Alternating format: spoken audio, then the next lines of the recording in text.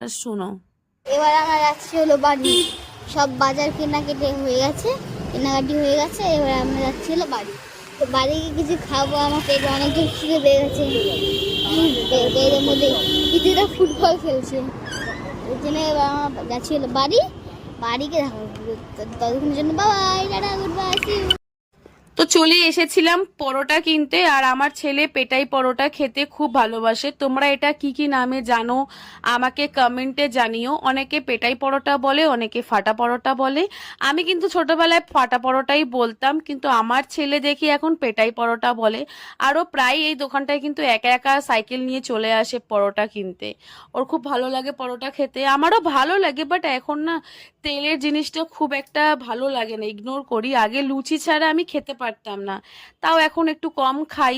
চলো, খাওয়া দাওয়া হয়ে গেছে, এবার রান্নার দিকে যাওয়া যাক। রান্না করতে হবে, তারপর আবার দোকানের রান্না।